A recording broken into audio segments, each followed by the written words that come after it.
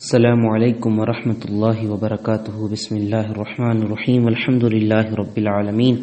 والصلاة والسلام علی سید الانبیاء والمرسلین وعلی آلہ واصحابہ اجمعین، وبعد، فاعوذ باللہ من الشیطان الرجیم، بسم اللہ الرحمن الرحیم، ان اللہ وملائکتہ یصلون علی النبی یا ایہا الذین آمنوا صلوا علیہ وسلموا تسلیما، اللہم صل علی سیدنا ومولانا محمد كما تحب وترضى له، اللهم صل وسلم وبارك على سيدنا ومولانا محمد النبي الأمي الحبيب العالي القدر العظيم الجاه وعلى آله وصحبه وبارك وسلم.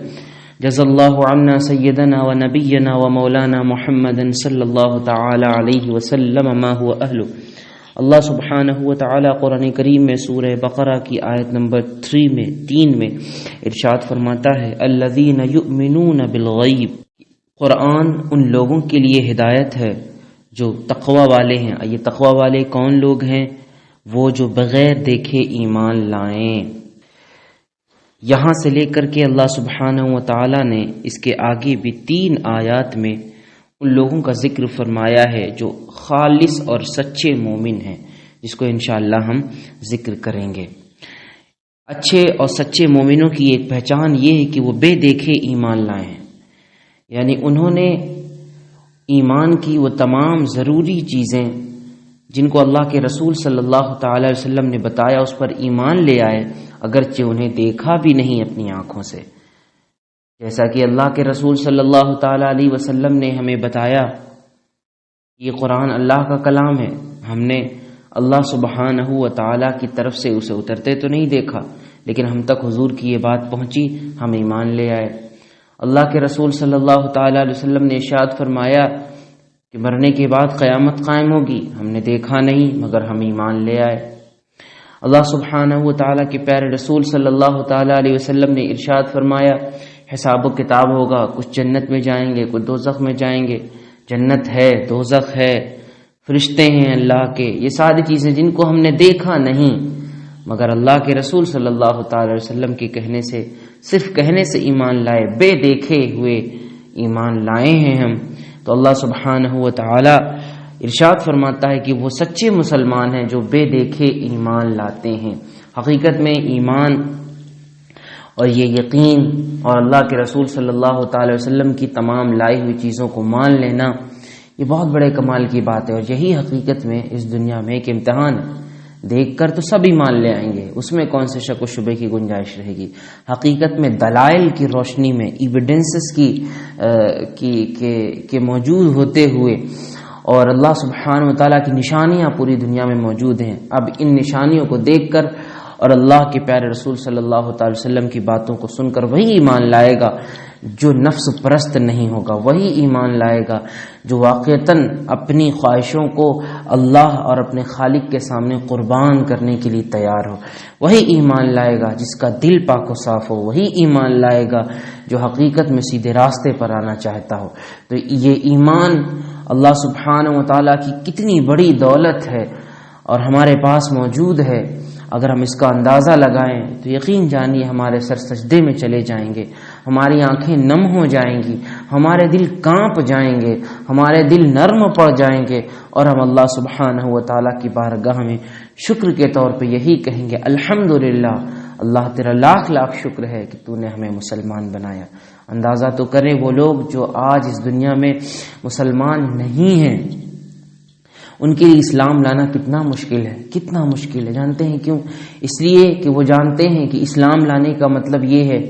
کہ ہم کو شراب کو حرام سمجھنا ہوگا، ہم شراب نہیں پی سکتے۔ اسلام لانے کا مطلب یہ ہے کہ جو وہ تعلقات جو شادی کے باہر ہوتے ہیں، یہ تعلقات جو ریلیشنز آؤٹ آف میرج ہوتے ہیں، یہ حرام ہوتے ہیں، ہمیں انہیں چھوڑنا پڑے گا۔ جب کوئی بندہ مسلمان ہوگا تو اسے سوچنا ہوتا ہے کہ مجھے نمازیں ادا کرنی ہیں، مجھے اپنے مال سے زکوٰۃ دینا ہے، استطاعت ہوگی تو حج ادا کرنے جانا ہے، یہ ساری فرائض، واجبات، ڈیوٹیز اس کا انتظار کر رہے ہوتے ہیں، اور ایک انسان کو قانون کے اندر لا کر کھڑا کر دیتے ہیں۔ تو ایسا کرنا بہت مشکل ہے، مگر اس کے لیے آسان ہے جو یہ سوچتا ہے کہ یار یہ سب تو حقیقت میں ایک انسان کو انسان بنانے والی چیزیں ہیں نا، کہ وہ شراب کے نشے میں دھت ہو کر انسانیت سے گری ہوئی حرکتیں تو نہیں کرے گا، اپنی عقل کا نقصان تو نہیں کرے گا، میں اگر ریلیشنز آؤٹ آف میرج چھوڑ دوں گا تو یہ میرے اندر پاکیزگی اور طہارت ہی کو تو پیدا کریں گے نا۔ یہ جو ناجائز تعلقات، جو بھی ناجائز چیزیں ہیں، جوا اور دوسری جو حرام چیزیں، ان کو چھوڑنے میں فائدہ ہی تو ہے، اپنا فائدہ ہے، ایک انسانیت کا فائدہ ہے، سوسائٹی کا فائدہ ہے، ہیومن بینگز کا فائدہ ہے۔ حقیقت میں اسے کائنات کو انسانوں کی کائنات بنانا ہے، جس کا دل پاک و صاف ہوگا، جو ان باتوں کو اچھی طرح سمجھ سکے گا، جس کے اندر غلاظت نہیں ہوگی یا جس کا دماغ ساتھ دے رہا ہوگا توفیق خداوندی کی وجہ سے، وہ شخص سمجھ جائے گا اور ایمان کے دامن میں آ جائے گا۔ مگر سوچیں اتنا آسان نہیں آج کے اس دور میں مسلمان ہونا، مگر اسے ہی جسے اللہ تعالیٰ توفیق دے۔ ہم کتنے خوش نصیب ہیں کہ اللہ نے ہمیں مسلمانوں کے گھر میں پیدا فرمایا اور ہمیں اسلام یوں ہی بطور تحفہ عطا فرمایا۔ یہ کتنی بڑی اللہ کی نعمت ہے، سبحان اللہ۔ اللہ تعالیٰ اپنے ان نیک بندوں کی تعریف فرماتا ہے کہ جو بے دیکھے ایمان لائے، ان بے دیکھے ایمان لانے والوں کی اللہ سبحانہ وتعالیٰ نے آگے تعریف شاد فرمائی کہ اولئک علی ھدی من ربہم واولئک ھم المفلحون۔ یہ جو بے دیکھے ایمان لائے ہیں نا، یہی ہدایت پر ہیں اپنے رب کی طرف سے، اور یہی لوگ کامیاب ہیں، سبحان اللہ۔ اچھا، کچھ اس کی تھوڑی تشریح سنیے کہ بے دیکھے ایمان لانے کا مطلب کیا ہے، پھر انشاءاللہ ہم آگے کچھ مزید گفتگو کریں گے۔ پہلے تو یہ سوچیں کہ ایمان کسے کہتے ہیں۔ ایمان اسے کہتے ہیں کہ بندہ سچے دل سے ان سب باتوں کی تصدیق کرے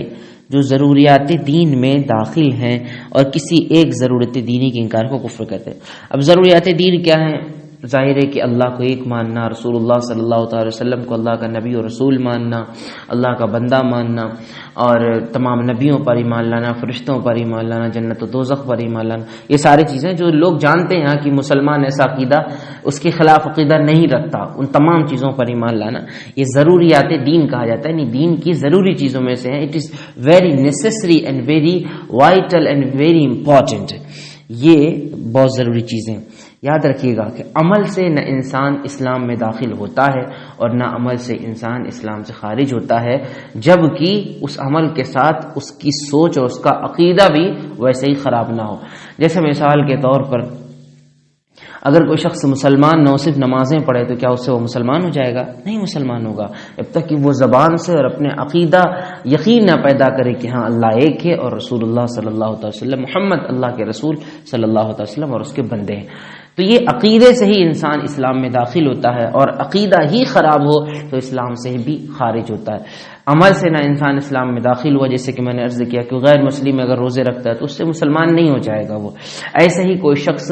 اگر کوئی مسلمان ہو کر روزے نہ رکھے سستی کاہلی کی وجہ سے، تو وہ اس کی وجہ سے بھی ایمان سے خارج نہیں ہوگا۔ ہاں اگر کسی کا عقیدہ ہی خراب ہو کہ نہیں روزے رکھنا معاذ اللہ ضروری نہیں، اللہ کی پناہ نمازیں پڑھنا ضروری، تو یہ عقیدہ خراب ہوا نا، اس عقیدے کی وجہ سے وہ اسلام سے خارج ہوگا، عمل کی وجہ سے نہ اسلام میں آیا تھا نہ اسلام سے باہر جائے گا۔ یہ تو ایمان کی بات ہو گئی۔ اب غیب وہ ہے جو کہ اس میں ہے کہ غیب پر ایمان لاتے ہیں، یعنی چھپی ہوئی چیزوں پر ایمان لاتے ہیں یا بے دیکھے ایمان لاتے ہیں، یہ مطلب۔ تو اب کن چیزوں پر ایمان ہم لائیں جو ہم نے دیکھا نہیں ہے؟ غیب سے مراد وہ چیز ہے جو ہم سے پوشیدہ ہو اور ہم اپنے حواس یعنی جو ہماری فیلنگس ہیں، جو ہمارے ایلیمنٹس ہیں، جو احساسات ہیں، جسے دیکھنا، چھونا، سننا وغیرہ، ان چیزوں سے بظاہر جو ہے ہم معلوم نہ کر سکیں۔ اب زمین جیسے ہمارے سامنے موجود ہے، سورج ہمارے سامنے موجود ہے، یہ سورج اور زمین یہ کوئی چھپی ہوئی چیزیں نہیں ہیں۔ اللہ کے فرشتے ہم سے چھپے ہوئے تو وہ غیب ہے، خود اللہ سبحانہ وتعالی غیب الغیب ہے کہ وہ بالکل ہی چھپا ہوا ہے، ہم نہیں دیکھ سکتے اسے۔ تو اس طرح یہ چیزیں جو ہم نے دیکھی نہیں ان پر ایمان لاتے ہیں، یہی غیب پر ایمان لانا ہے۔ یاد رکھیے غیب کی دو قسمیں ہیں، ایک تو وہ ہے جس کے حاصل ہونے پر کوئی دلیل نہ ہو، یہ علم غیب ذاتی ہے اور اللہ تعالیٰ کے ساتھ خاص ہے،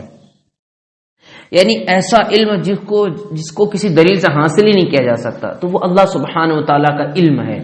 کہ جس تک کوئی پہنچ ہی نہیں سکتا، کسی صورت ہی سے نہیں پہنچ سکتا۔ اور یاد رکھیے جہاں جہاں اللہ سبحانہ وتعالیٰ نے یہ فرمایا کہ علم غیب اللہ کے سوا کسی اور کو نہیں، وہاں مراد یہی علم غیب ہے جو صرف اللہ ہی جانتا، اس پر کوئی دلیل موجود نہیں ہے۔ دوسری وہ جس کے حاصل ہونے پر دلیل موجود ہو، جیسے اللہ تعالیٰ کی ذات و صفات قرآن پاک میں حدیث میں بیان کی گئی، پہلے کے جو انبیاء کرام تھے ان کی جو قومیں تھیں ان کے حالات بیان کیے گئے، تو ان پر یہ دلیلیں موجود ہیں، قرآن و حدیث کی باتیں موجود ہیں، لیکن ہیں تو یہ بھی چھپی ہوئی چیزیں تھی نا، یہ معلوم نہیں تھی، لیکن اللہ کے رسول صلی اللہ تعالی وسلم کے ذریعے ہم تک معلوم ہوئی، تو یہ بھی غیب ہے، اور اس غیب کا علم اللہ کے رسول صلی اللہ تعالی وسلم کو دیا گیا اور حضور نے پھر ہم تک پہنچایا، تو یہ اس طرح ہمارے پاس بھی یہ غیب کا علم موجود ہے اور ہم اس پر ایمان رکھتے، یاد ہے